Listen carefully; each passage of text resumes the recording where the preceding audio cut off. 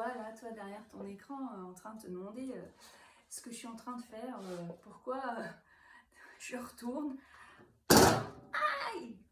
Aïe! Aïe! Et oui, je retourne inlassablement à me taper le doigt avec ce marteau alors que je sais pertinemment que ça me fait mal. Et bien toi qui rigoles derrière ton écran, figure-toi que peut-être beaucoup d'entre nous peuvent fonctionner ainsi, c'est-à-dire rester dans des schémas qui ne sont pas bons pour nous, dans des situations qui ne sont pas bonnes pour nous, avec des personnes qui sont toxiques pour nous. Et qu'est-ce qu'on fait? Eh bien, on fait ça. Aïe! Aïe! Aïe! On continue de rester et de souffrir, de souffrir, de souffrir. On ne change rien, on reste.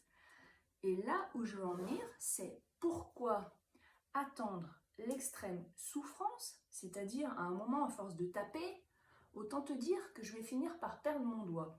Donc, on peut peut-être procéder par étapes avant de perdre le doigt et se dire, ok, je vais peut-être enlever mon doigt, c'est-à-dire je vais peut-être quitter cette situation qui ne me convient pas, cette personne qui ne me convient pas, ou je vais peut-être faire un autre geste, taper ailleurs. En fait, voilà, changer ton mode de fonctionnement. Parce que si tu ne fais rien et que tu continues comme ça, il est sûr que au bout d'un moment, la souffrance va être telle que tu vas réagir, mais tu auras perdu ton doigt. C'est-à-dire que si, par exemple, tu vas tous les matins, je te prends des exemples concrets, si tous les matins, tu vas dans un travail à reculons, la boule au ventre, si tu fais rien et tous les matins, tu y vas à reculons, ah ben, au bout du compte, qu'est-ce qui va t'arriver? Il y a de grandes chances que tu fasses un burn-out. Parce qu'elle est passée toute ton existence dans un boulot qui ne te plaît pas, avec la boule au ventre, ben voilà, tu vas attendre l'extrême souffrance et ton corps va te poser un stop. Si tu es dans une situation de couple dans laquelle tu es en souffrance et tu sais pertinemment au fond de toi que cette personne n'est pas la bonne pour toi, pourquoi tu t'entêtes à rester? N'attends pas l'extrême souffrance pour réagir.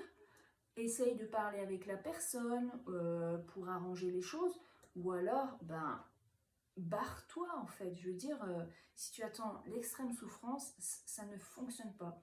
Mais on peut avoir tous tendance à faire un geste bêtement répétitif et s'auto-mutiler. Et pourquoi attendre l'auto-mutilation, la souffrance extrême pour réagir? Voilà, je te laisse méditer là-dessus.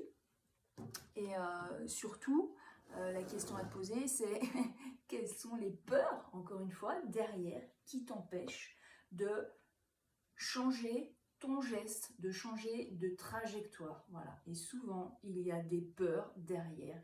Et si tu ne mets pas le nez dans ces peurs, tu peux rester longtemps comme ça, à te taper sur les doigts. Voilà, je finirai là-dessus et je te laisse méditer sur le sujet.